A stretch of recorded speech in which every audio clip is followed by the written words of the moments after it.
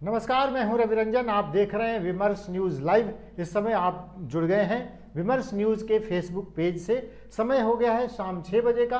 शाम 6 बजे दिन भर की 6 बड़ी खबरों के साथ, खबरों के सिक्सर के साथ हम हाजिर हैं आपके सामने। जुड़ जाइए हमारे इस कार्यक्रम में। आप भी अपने कमेंट बॉक्स में कमेंट लिखकर खबरों के साथ, खबरों पर चर्चा में आप शामिल हो सकते हैं। खबरों पर चर्चा में आज हमारे मुख्य अतिथि के तौर पर हमारे साथ जो हैं महेंद्र यादव जी, सामाजिक कार्यकर्ता, कोसी नवनिर्माण मंच के संस्थापक महेंद्र यादव जी का हम बहुत स्वागत करते हैं विमर्श न्यूज़ के इस कार्यक्रम में। महेंद्र यादव जी ने कोसी नवनिर्माण मंच की जो स्थापना की, कोसी नदी की समस्याओं को लेकर, उस इलाके में वो लंबे समय से काम करते रहे हैं और लगातार जनता के बीच में रहते हैं। उनके साथ उनकी खासियत ये भी है कि राजनीतिक गतिविधियों पर, सामाजिक चेतना पर उनकी नज़र रहती है और खबरों का विश्लेषण वो ठीक ढंग से कर पाते हैं। आज हम उनसे बातचीत करेंगे। महेंद्र यादव जी का बहुत स्वागत है इस कार्यक्रम में। बढ़ते हैं पहली खबर की ओर, लेकिन उसके पहले हम आपको ये बताते चलें कि पिछले 24 घंटे में देश में 23,000 नए मामले कोरोना के आए हैं। ये 14,000 घट गया, फिर 23,000 हो गया। ये बढ़ और घट रहे हैं। सावधान रहने की ज़रूरत है, सतर्क रहने की ज़रूरत है। 311 लोगों की मौत हो गई है। अच्छी बात है कि देश में अब तक 88 करोड़ लोगों को कम से कम एक टीका जरूर लग गया है। तो ये तेज़ी से जो टीकाकरण का काम चल रहा है उसका एक असर दिख रहा है। लेकिन जानकारों ने, स्वास्थ्य विभाग ने, सबने ये बताया है कि पर्व त्यौहार के मौसम आ रहे हैं। इस समय नवंबर दिसंबर में सबसे ज़्यादा पर्व त्यौहार होते हैं। तो इस समय ज़्यादा सजग और सतर्क रहने की ज़रूरत है, क्योंकि कोरोना बढ़ सकता है। इसीलिए मास्क जरूर पहनिए और जो कोरोना के लिए जो गाइडलाइन जारी किए गए हैं उसका पालन जरूर करिए। बढ़ते हैं आज की पहली खबर की ओर। पहली खबर ये है कि किसानों के प्रदर्शन पर सुप्रीम कोर्ट ने केंद्र सरकार को आड़े हाथों लिया है। सुप्रीम कोर्ट ने केंद्र सरकार को फटकार लगाते हुए कहा है कि अगर दिल्ली के बाहर हर बॉर्डर पर बड़ी संख्या में किसान डटे हुए हैं, अगर लोगों की मुश्किल बढ़ी हुई है तो ये मुश्किल खत्म करने का काम सरकार का है। सरकार इसको खत्म करे। असल में एक याचिका दायर हुई थी कि दिल्ली बॉर्डर के बाहर सड़कों पर जो किसान जमे हैं उनको वहां से हटाया जाए। इसके लिए उसी याचिका की सुनवाई के दौरान सुप्रीम कोर्ट ने ये तल्ख टिप्पणी की है और फटकार लगाते हुए कहा है कि सड़कों को खुला करना, सड़कों को खोलना, वहाँ से जो भीड़ भाड़ है उसको हटाना और किसानों की जो समस्या है, जो मांग है, ये सब उन बातचीत करके पूरा करना, ये आपका काम है और आप अपने काम को ठीक ढंग से करिए। शीर्ष अदालत ने यह भी कहा कि किसानों को बॉर्डर से हटाने के मुद्दे पर केंद्र सरकार को जो जरूरी कदम है उसको उठाना चाहिए। सार्वजनिक जगहों पर धरना देने के मामले में स्पष्ट दिशा निर्देश पहले ही दिया जा चुका है। हर रोज सुप्रीम कोर्ट ऐसे मसलों की सुनवाई नहीं करेगा। महेंद्र यादव जी, ये तो सुप्रीम कोर्ट ने एक तरह से सरकार को, मैंने ये तीसरी बार है कि फटकार लगी है कि अगर किसानों को हटाना है तो ये आप करिए, आप क्यों नहीं कर पा रहे हैं? जी, ये तो अच्छी बात है कि सुप्रीम कोर्ट से जिस तरह से आर्गुमेंट किया गया था कि किसानों को हटा दीजिए, तो सुप्रीम कोर्ट ने, माननीय सुप्रीम कोर्ट ने दोनों पक्ष की बातों को समझा है और समझने के बाद से किसानों के प्रति उन्होंने कहा है कि सरकार का दायित्व है कि उनसे संवाद करती, बात करती, उनकी मांगों को मानती और उसके बाद से उनको हटाने के लिए पहल करती। आप देखिएगा जनवरी के बाद से, जनवरी में जो आंदोलन शुरू हुआ, नवंबर से दिसंबर तक जो वार्ता चली थी, उसके बाद से और वार्ता को एक तरह से खत्म कर दी सरकार ने और तरह तरह के अफवाह, तरह तरह के उनके दुष्प्रचार सरकार और उनके जो सत्ताधारी दल है उनके लोग ने करने लगे। एक ऐसे दौर में माननीय सुप्रीम कोर्ट का जो फैसला है, इससे सरकार को सबक लेना चाहिए, उनसे संवाद करना चाहिए, किसान आंदोलन की मांगों को मानते हुए उनको ठोस पहल लेना चाहिए। हम आपको ये बताते चलें कि किसानों का आंदोलन 10 महीने से चल रहा है और इस दौरान 600 से ज़्यादा किसानों की मौत माने वहाँ प्रदर्शन करते हुए, धरना देते हुए और अलग अलग जगहों पर अलग अलग घटनाओं में हुई है। सरकार किसानों से बात क्यों नहीं कर रही है? सरकार बैकफुट पर है, सरकार डरी हुई है, क्या कारण है? आज सुप्रीम कोर्ट ने तल्ख टिप्पणी करते हुए कहा है कि कानून का पालन कराना तो आपका काम है ही, किसानों से बातचीत करके उस मसले का हल निकालना भी काम आप ही का है, आप उसे करें। बढ़ते हैं आज की दूसरी खबर की ओर। दूसरी खबर है पूरे देश में कांग्रेस का कलह जो है वह चरम पर है। हम आपको ये बताते चलें कि सिद्धू और वहाँ के पंजाब के मुख्यमंत्री चन्नी, इन दोनों की बैठक दिल्ली में चल रही है। सिद्धू मौजूद हैं उस बैठक में। असल में सिद्धू कुछ मंत्रियों और कुछ अफसरों को हटाना चाहते हैं जिनको चन्नी ने शामिल किया है मंत्रिमंडल में, और कुछ अफसरों की जो बहाली तैनाती की है उनको। लेकिन सिद्धू की बात इतनी क्यों मानी जा रही है? कैप्टन अमरिंदर सिंह आज अमित शाह से मिलने के बाद उन्होंने कहा कि वो अभी कांग्रेस में ही हैं, बीजेपी में जाने का उनका कोई इरादा अभी नहीं है। लेकिन वो क्षमा करें, उन्होंने ये कहा कि अब वो कांग्रेस में नहीं है, लेकिन बीजेपी में भी नहीं है। इस समय वो किसी पार्टी में नहीं है, कांग्रेस में तो बिल्कुल नहीं है। इसी बीच खबर ये आई है कि छत्तीसगढ़ में कांग्रेस का कलह चरम पर आ गया है और वहां मुख्यमंत्री भूपेश बघेल के खिलाफ वहां के स्वास्थ्य मंत्री टीएस सिंहदेव की जो वहाँ पर जो चल रहा है दोनों के बीच तनातनी, तो दोनों के समर्थक बड़ी संख्या में दिल्ली आला कमान से मुलाकात करने के लिए पहुँच गए हैं। इसी बीच खबर यह भी है कि कांग्रेस के पुराने और कद्दावर नेता नटवर सिंह ने यह आरोप लगाया है कि ये 3 लोग जो कांग्रेस को चला रहे हैं वो कांग्रेस को बर्बादी की ओर ले जा रहे हैं। नटवर सिंह का सीधा इशारा राहुल गांधी की तरफ था और उसके बाद प्रियंका गांधी और सोनिया गांधी के बारे में कहा। ये दूसरा मौका है जब आप ये कश्मीर के कांग्रेस नेता और कपिल सिब्बल, इन दोनों ने कांग्रेस पर तल्ख टिप्पणी की, कांग्रेस नेतृत्व पर, और अब नटवर सिंह कह रहे हैं कि ये तीनों कांग्रेस को बर्बाद करेंगे। तो ये कांग्रेस के भीतर बहुत कुछ चल रहा है। सिद्धू परेशान है या कांग्रेस परेशान है, उधर टीएस सिंहदेव, उनको भी सत्ता चाहिए, मुख्यमंत्री बनना चाहते हैं, या छत्तीसगढ़ की बात मैं कर रहा हूँ, और पंजाब में कांग्रेस की मुश्किल, और कांग्रेस पार्टी के भीतर अब तो नटवर सिंह कह रहे हैं कि ये तीनों कांग्रेस को बर्बाद करेंगे।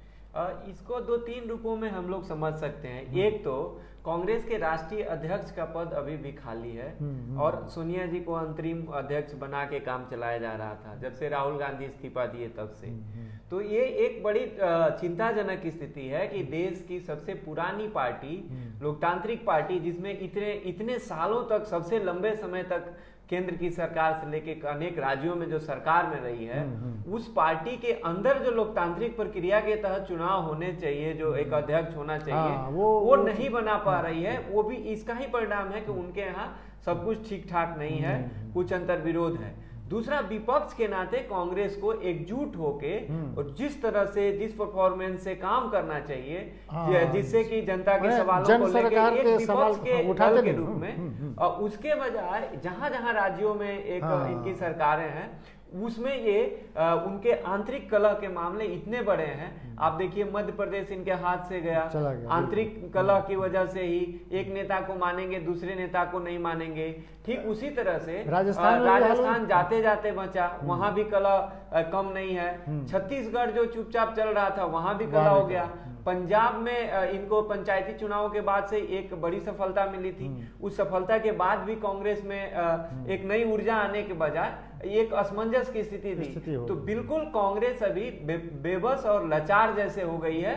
उसको अपने पार्टी के अंदर कुछ बदलाव करने चाहिए, मजबूत बदलाव करने चाहिए और पार्टी को रिफॉर्म करना चाहिए अपने को। और जो नेता सिर्फ नेता बन के, आज नेतागिरी की पहचान क्या हो गई है पार्टियों में, अच्छा गाड़ी रखिए, पैसा एन केन पर करनेन कमाइए और उसके बाद से अच्छी गाड़ी और पैसा के बल पर नेताओं की परिक्रमा करके राजनीति में बने रहिए और जनता के सवालों पर जो संघर्ष करना है, जनता के बीच में रहना है, जनता के मुद्दों के लिए काम करना है, वो गायब हो गया है। और जो कांग्रेस पुरानी थी, कांग्रेस के कई विंग हुआ था, सेवा दल होता था, कांग्रेस के कई ये थे, आजादी के लड़ाई के जो पुण्य प्रताप थे, जो तमाम शहीद और बलिदान हुए, उनका एक उनके साथ एक आभा मंडल था। वो सारा आभा मंडल लंबे समय तक सत्ता में रहने के चलते और जनता से कट जाने के चलते वो बिखर गया है।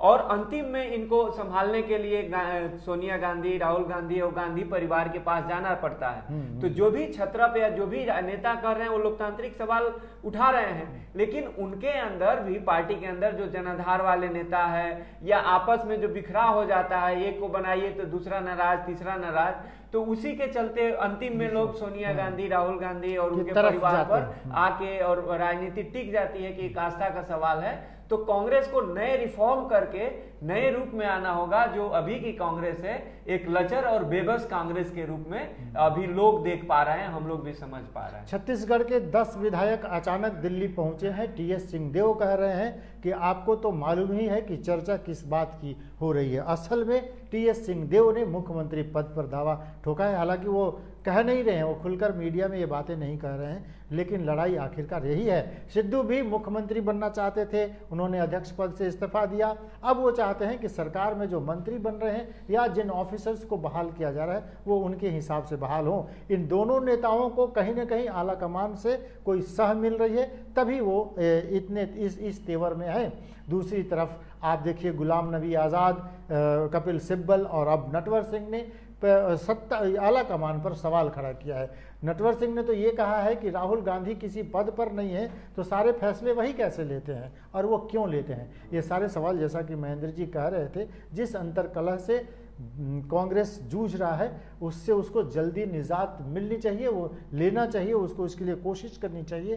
क्योंकि जनता के जन सरोकार से जुड़े सवालों को अगर कांग्रेस छोड़ देगी तो जनता के बीच से वो गायब हो जाएगी। आप तो यही कह रहे थे। मैं वही कह रहा था। दूसरा, कांग्रेस के भीतर नए युवा नेता बनाम पुराने मठाधीश टाइप के जो नेता हैं उनके बीच में भी एक अंतर विरोध रहा है और कांग्रेस में पुराने अंतर विरोध रहे हैं। इंदिरा गांधी के समय कन्हैया कुमार के आते ही मनीष ने वो कह दिया कि इनको पढ़ना चाहिए वो किताब जिसमें कम्युनिस्ट इन कांग्रेस जैसा वो कह रहे थे कि उनको किताब पढ़नी चाहिए। तो ये मनीष तिवारी भी नाराज हो गए कन्हैया के आते। हाँ, तो युवा बनाम एक ये भी चलता है, जनसंघर्ष का भी चलता है।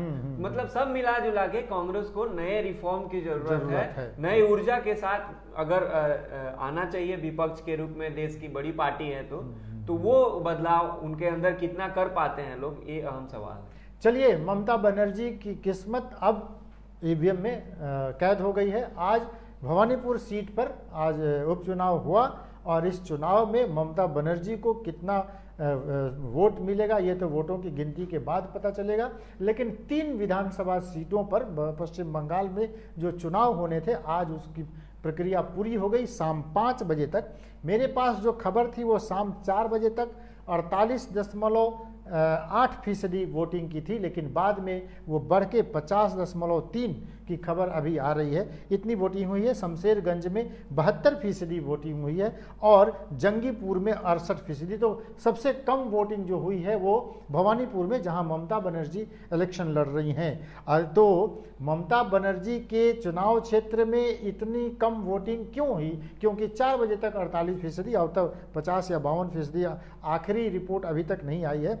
लेकिन प्रत्याशी जो बीजेपी की थी वहां पर प्रियंका टिबरेवाल और उनके समर्थक जितने बीजेपी के नेता थे, सबने यह आरोप लगाया कि चुनाव को प्रभावित करने के लिए टीएमसी के कार्यकर्ता हिंसक घटनाओं को अंजाम दे रहे हैं, लोगों को बूथों पर नहीं जाने दे रहे हैं और कई बूथों पर प्रियंका टिबरेवाल ने मांग की है कि फिर से चुनाव कराए जाने चाहिए। चलिए, इन सब के बीच चुनाव संपन्न हो गया और ममता बनर्जी के क्षेत्र में भवानीपुर में 50.2 की बात अभी आ रही है और बाकी जगहों पर तो बम्पर वोटिंग उसको हम कह सकते हैं 67 और 78%। चलिए, चुनाव खत्म हुआ। ममता बनर्जी मुख्यमंत्री तो हैं ही, चुनाव जीत जाएंगी तो उनके लिए अच्छी बात होगी। जी बिल्कुल, अगर चुनाव जीत जाती हैं तो वो अपनी कुर्सी को बचाए रखेंगी। लेकिन वो हिंसा की बात जो लगातार आरोप रहेगा, टीएमसी के कार्यकर्ता गुंडागर्दी कर रहे हैं, दिलीप घोष पर हमला किया और लगातार वो हमला कर रहे हैं। ये हिंसा की राजनीति पश्चिम बंगाल में ये क्यों होती है? आपको कुछ समझ है उसके बारे में? पश्चिम बंगाल में हिंसा की राजनीति का इतिहास पहले से भी, जो वहाँ की सामाजिक बनावट है, जो राजनीतिक बनावट रही है, उसमें रहा है। और लेकिन अभी जो जितनी हिंसा में 2 बातें हैं। एक तो जिस तरह से आक्रामक तरीके से जो विधानसभा के पिछले चुनाव हुए तो उसमें इतने उन्मादी किस्म से चुनाव लड़ा गया कि जो समाज में जो है अलगाव, जो समाज को चुनाव में राजनीतिक जोड़ने की भी काम करना चाहिए, वो राजनीतिक लोग अलगाव पैदा किए। वो अलगाव और दुराग्रह राजनीतिक सत्ता के साथ जाने के बाद से वो टकराव में बैठा, और इसलिए वो मतलब एक पार्टी केंद्र की सरकार के विपक्ष में है और राज्य सरकार के कार्यकर्ताओं के बीच सो पावर के लिए थोड़ा हिंसा हो रही है। अनेक राज्यों में हिंसा होती है, लेकिन जिस तरह से बंगाल की हिंसा को बड़ा करके दिखाया जाता है वो भी एक अहम बात है। राजनीतिक हिंसा बिहार में भी होती है, इससे सबसे खराब स्थिति तो उत्तर प्रदेश में होती लेकिन है। ये खबरें लगातार आती हैं कि एक ही पार्टी को टारगेट करते हैं, एक ही पार्टी को टारगेट करके कि लगातार हिंसा कर रहे हैं लोग, लगातार हिंसा कर रहे हैं। हमको तो नहीं लगता है कि जितना प्रचार है उतना वहां पर होता होगा, क्योंकि उत्तर प्रदेश की जो हिंसा हुई पंचायत चुनाव के बाद हुई, जो तमाम तरह की दिक्कतें हुई, उसमें तो किसी ने नहीं उतना मीडिया में इशू ही नहीं बनाया। तो ये एक तरफा भी होगा, लेकिन जो भी हिंसा करे हम पूरी तरह से उसकी निंदा करते हैं, कड़े शब्दों में निंदा करते हैं। अगर टीएमसी के कार्यकर्ता अगर हिंसा करते हैं तो हम लोग उतने ही कड़े शब्दों से निंदा करते हैं जितना बीजेपी या अन्य किसी या कोई लुम्पेन गुट करता है। हम लोग कतई लोकतंत्र को मजबूत होना है तो आरोप प्रत्यारोप और हिंसा की राजनीति से अलग हटना पड़ेगा। बिल्कुल, ये हम आपसे ये कहेंगे कि बिल्कुल निष्पक्ष और भयमुक्त वातावरण में चुनाव हो, लोकतांत्रिक प्रक्रियाओं की स्थापना हो। इसके लिए जरूरी है कि चुनाव में या राजनीति से हिंसा को खत्म होना चाहिए। हम उम्मीद करते हैं कि पश्चिम बंगाल में भी ये माहौल बनेगा। सुप्रीम कोर्ट के एक और फैसले से देश में एक चर्चा छिड़ी है, हम उसको लेते हैं आपको खबर में। अगली खबर में सुप्रीम कोर्ट ने ओसीआई उम्मीदवारों को 2021-22 के लिए सामान्य श्रेणी की काउंसलिंग में अनुमति दे दी है कि वो काउंसलिंग में शामिल हो सकते हैं।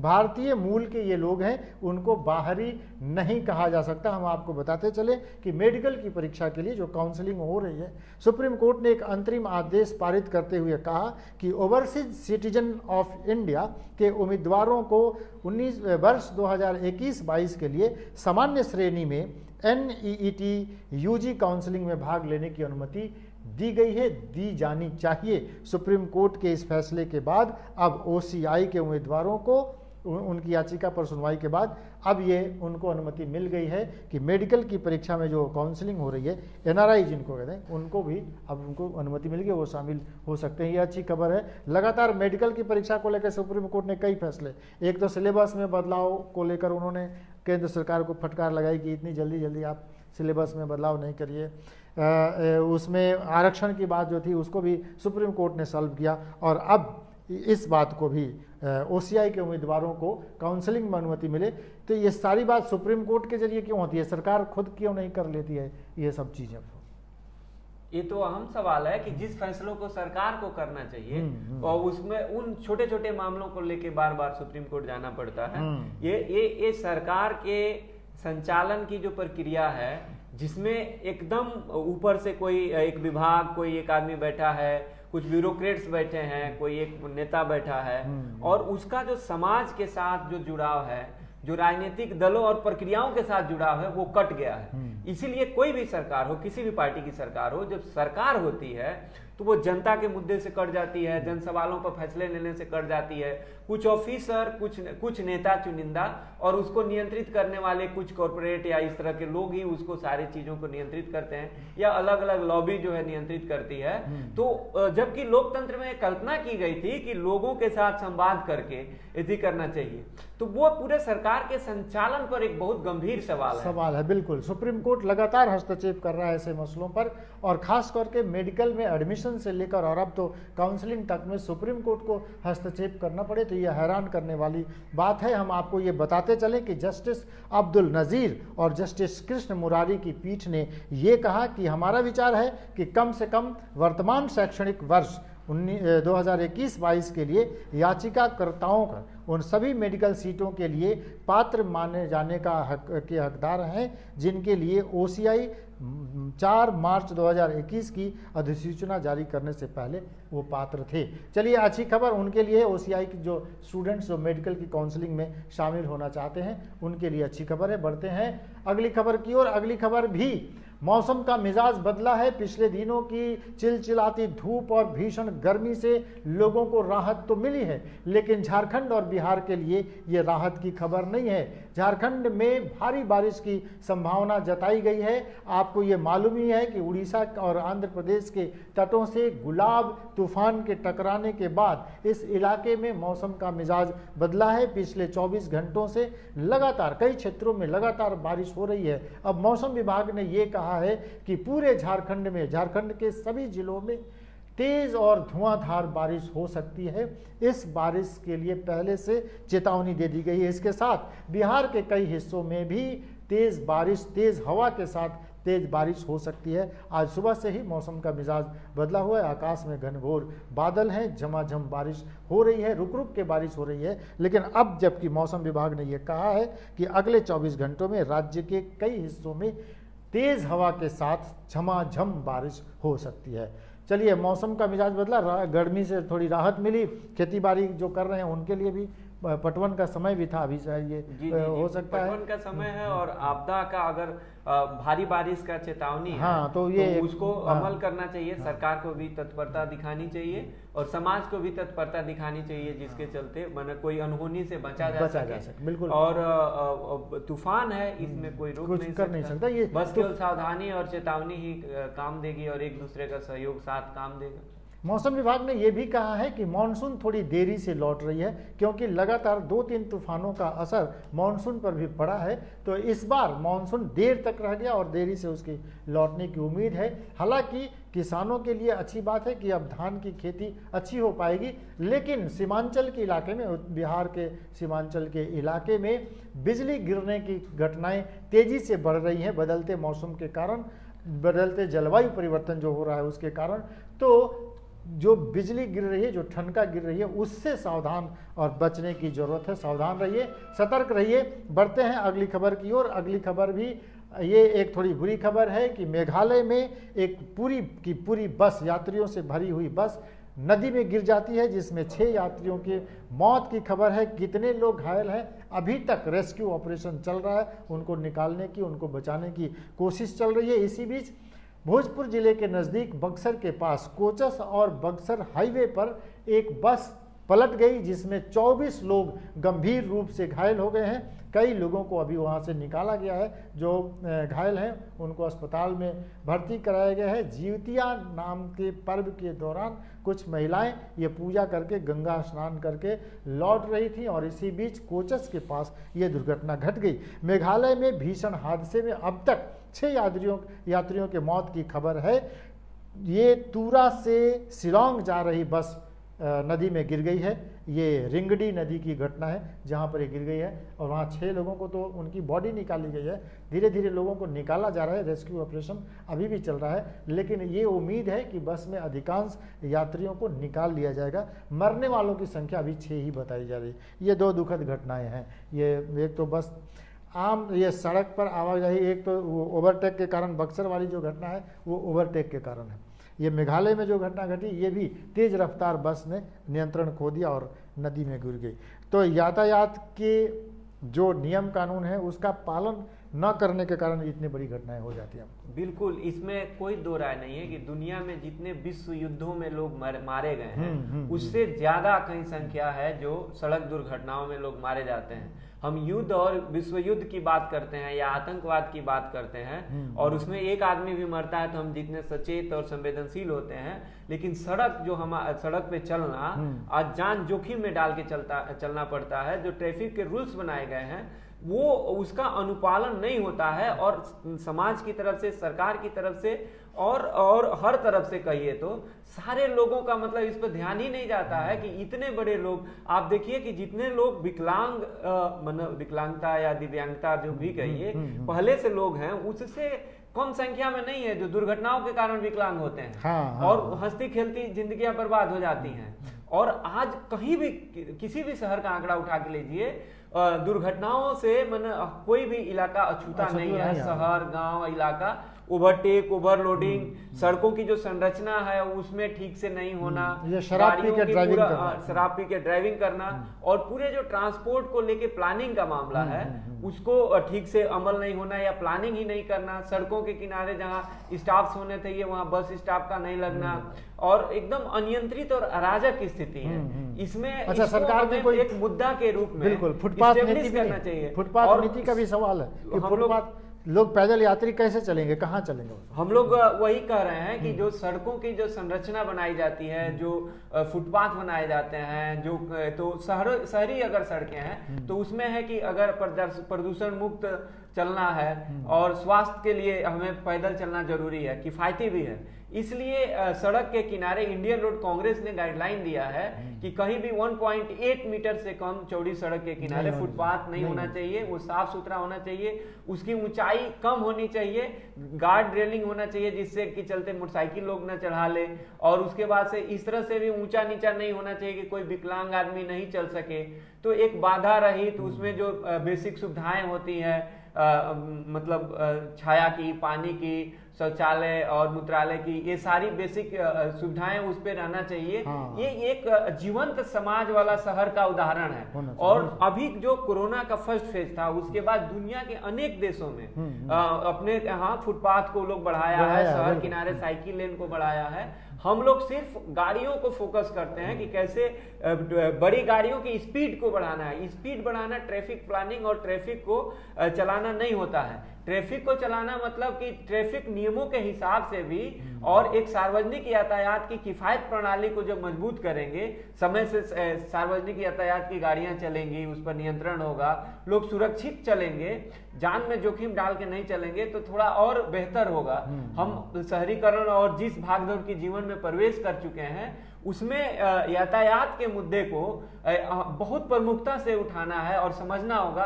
समाज, सरकार सबको मिल के इस पे एक काम करना होगा, नहीं तो इन बड़ी बड़ी हादसाओं से हम लोग नहीं रोक पाएंगे। और हम लोगों के हंसते खेलते कितने परिवार उजड़ेंगे, कौन आदमी जाएगा, नहीं कह सकते। चलिए आइए आपको बताते चले कि मेघालय के रिंगडी नदी में जो घटना घटी वो नोंगश्रम पुल पर हुआ, और ईस्ट गारो हिल्स और वेस्ट खासी हिल्स के बीच में ये जो सीमा है वहीं पर ये घटना घटी। उसमें से नदी में से 4 शवों को निकाला गया, 200 अभी भी फंसे हुए हैं, 16 घायलों को निकाल लिया गया है, उनको अस्पताल पहुंचाया गया है और बाकी लोगों को निकालने की कोशिश चल रही है। ये थी आज की दिन भर की 6 बड़ी खबरें। चलते चलते कुछ खबरों पर हम चर्चा करेंगे। अब आप सुनकर हैरान हो जाएंगे कि कोई महिला छड़ी से मारकर तेंदुआ को भगा देती है और तेंदुआ छड़ी की मार से डर जाता है। अभी हम लोग बातचीत कर रहे थे यातायात के नियमों का, उसके पालन करने का। एक महिला देर शाम को 7:30 बजे, कल देर शाम को अपनी छड़ी लेकर वो इवनिंग वॉक कर रही थी सड़क के किनारे। वो थक गई तो वहाँ बैठ गई, लेकिन उन पीछे से एक तेंदुए ने, ये मुंबई शहर की घटना है, रिहायशी इलाके की घटना है, एक घात लगाए तेंदुए ने उन पर हमला कर दिया। महिला जिस प्लेटफॉर्म पे बैठी थी उससे वो नीचे गिर जाती हैं और उन्होंने अंतिम समय तक अपने हाथ में जो छड़ी रखी थी, जो पैदल चलने वाले लोग, बुजुर्ग लोग अपने हाथ में छड़ी रखते हैं, उस तरह की छड़ी थी जिनके नीचे 4 पैर भी बनाए हुए थे, उस छड़ी से तेंदुए पर उन्होंने कई वार किए और तेंदुआ वहां से भागा। फॉरेस्ट डिपार्टमेंट का ये कहना है कि ये तेंदुआ पिछले कई दिनों से लोगों पर हमला कर रहा है और वो 3 साल का तेंदुआ है। फॉरेस्ट डिपार्टमेंट उसको पकड़ने की कोशिश कर रही है, लेकिन अभी तक उनको सफलता नहीं मिली है। लेकिन हम आपको ये बता दें कि मुंबई जैसे शहर में तेंदुआ पिछले कई दिनों से लोगों पर हमला कर रहा है और कल तो एक 55 साल की महिला की जान जाते जाते बची, उसकी छड़ी ने उसकी जान बचा ली। ये बड़ा एक बहुत सुखद खबर कहेंगे कि एक तेंदुए के हमले से एक महिला कितनी साहस के साथ उस छड़ी के सहारे उसको भगा पाई हैं। ये प्रेरणादायक है। उससे हम सभी समाज के लोगों को और तमाम लोगों को प्रेरणा लेना चाहिए हाँ, ये हमें आत्मरक्षा में मुंबई के रिहायशी इलाके में तेंदुए माने बड़ी संख्या में जंगली जानवर जो हैं रिहायशी इलाकों में घुसने लगे हैं। इसका कारण भी यही है कि हम छेड़छाड़ कर रहे हैं जंगलों के साथ, जंगलों को नष्ट कर रहे हैं और जो उनके वातावरण में नहीं जीने दे रहे हैं। हम उनके घर को उजाड़ रहे हैं, अपना घर बना रहे हैं, तो वो तो आएंगे ही हमारे घर। तो ये एक मुश्किल है। फॉरेस्ट डिपार्टमेंट को मुंबई जैसे शहर में ये ध्यान रखना होगा कि तेंदुए रिहायशी इलाके में न घुसाएं। ये अच्छी बात है कि उस महिला ने अपना दिखाया जोश, जज्बा और हिम्मत दिखाया और अपनी छड़ी से ही तेंदुए को मार भगाया। बढ़ते हैं अगली खबर की ओर। अगली खबर भी दुखद खबर है। कन्नड़ टीवी एक्ट्रेस, वो जानी मानी एक्ट्रेस थी सौजन्या, उन्होंने फांसी लगाकर अपनी जान दे दी है। सौजन्या ने बेंगलुरु में एक अपने आवास में, एक अपार्टमेंट में वो रहती थी, अपने रूम में लगाकर अपनी जान दे दी। वहां पर एक सुसाइड नोट भी मिला है जिसमें उन्होंने लिखा है कि उसकी मौत का जिम्मेदार कोई नहीं है, लेकिन उस लड़की ने क्यों आत्महत्या की इनके कारणों का अभी तक पता नहीं चल पाया है। हम आपको ये बता रहे हैं कि कन्नड़ टीवी एक्ट्रेस जिसने कई फिल्मों में भी काम किया है, सौजन्या ने फांसी लगाकर अपनी जान दे दी है। ये दुखद घटना है और नए जो लड़के लड़कियां सिनेमा में या टेलीविज़न के क्षेत्र में जाते हैं, किस दुनिया को, समाज को नहीं बताते और आखिरकार अपनी जान दे देते हैं। ये भी एक दुखद घटना है। कन्नड़ की जानी मानी एक्ट्रेस सौजन्या ने फांसी लगाकर अपनी जान दे दी है। बिल्कुल दुखद है। और अगर कहा जाए कि अभी का जो संकट का काल कहेंगे, कोरोना के बाद से तमाम तरह के रोजगार छीने हैं, कई तरह की परिस्थितियां आई हैं और आर्थिक संकट के अलावे अगर कहा जाए तो एक जो फिल्मों में जो लोग जाते हैं तो जो एक ग्लैमर दिखता है, एक भाग दौड़, एक दिखावे की संस्कृति उसमें और एक जो सामान्य जीवन है उसमें इतना अंतराल हो जाता है कि उस अंतराल को पाटने का कोई तरीका नहीं बचता। और हम इतने एकाएक ऊंचे विजन को देखते हैं, अचानक हमारी आर्थिक स्थिति गड़बड़ाती है या सोशल चीजें होती हैं, तो हमें एक उसका काउंसलिंग होना चाहिए। ऐसे जो अभी के समय में हैं उनके साथ संवाद, वो लोगों से कट जाते हैं, परिवार से कट जाते हैं और इस स्थिति में चले जाते हैं कि वो हम लोग बार बार खबर देते हैं कि फला अच्छे अपने जमाने की हीरोइन थी, फ्लैट में अकेले मरी हुई मिली फले, तो वो पूरे समाज से कट के जो ये पूरी संस्कृति जो है कि जिसमें जो अभी आधुनिक संस्कृति के नाम पर हम लोग अकेले घर में रहते हैं, जो सामाजिकता थी, अगल बगल के साथ रिश्ते थे, परिवार के साथ रिश्ते थे, एक परिवार के अलावे भी जो आसपास के लोगों के साथ रिश्ते थे, तो वो रिश्तों को काट दिया है। और उन रिश्तों के कटने के चलते जो गैप हुआ है समाज में और तो उसका तो एक ये भी नतीजा है कि ऐसे युवा जो तमाम लोगों से मिलते जुलते तो एक जो उनसे ऊर्जा मिलती और जो एक जीने की जो अभिलाषा पैदा होती वो थोड़े से झटके में, थोड़े से संकट में वो फ्रस्ट्रेट हो जा रहे हैं और अपने जीवन को समाप्त कर रहे हैं। सौजन्या है, इसको आगे बिल्कुल सौजन्या सबको मिलके करना चाहिए। कन्नड़ फिल्मों में वो बहुत कई फिल्मों में वो काम करती थी, टीवी एक्ट्रेस के तौर पर उनकी पहचान थी। सौजन्या की उम्र भी कोई ज़्यादा नहीं है, 26-27 साल की उम्र में उन्होंने क्यों फांसी लगा ली ये अभी भी सवाल है। पुलिस मामले की जाँच कर रही है। ये थी आज की दिन भर की 6 बड़ी खबरें। चलते चलते कुछ खबरों पर हमने चर्चा कर ली, आपको ये बताते हुए कि यमन में हिंसक घटनाएं तेजी से बढ़ी हैं और 2 दिनों में 130 से ज़्यादा लोगों की मौत हो गई है। यमन सरकार के समर्थित लड़ाकों और हूती विद्रोहियों के बीच ये संघर्ष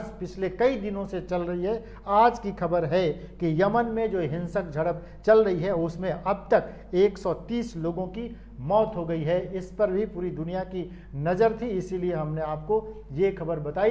तो ये थी आज के दिन भर की 6 बड़ी खबरें। चलते चलते कुछ खबरों पर हमने चर्चा कर ली। शाम को 6 बजे दिन भर की 6 बड़ी खबरों के साथ हर रोज खबरों के शिक्षर के साथ हम हाजिर होते हैं। आप भी जुड़ जाइए हमारे इस कार्यक्रम में, अपने कमेंट बॉक्स में कमेंट लिखकर इस चर्चा में शामिल होइए। हमारे YouTube चैनल को आप सर्च कीजिए, आप लिखिए www.vimarsnewslive.com और हमारे चैनल को सर्च कीजिए, उसके बगल में उसको सब्सक्राइब कीजिए, उसके बगल में जो बेल आइकन है उसको भी दबाइए। हमारे वेबसाइट पर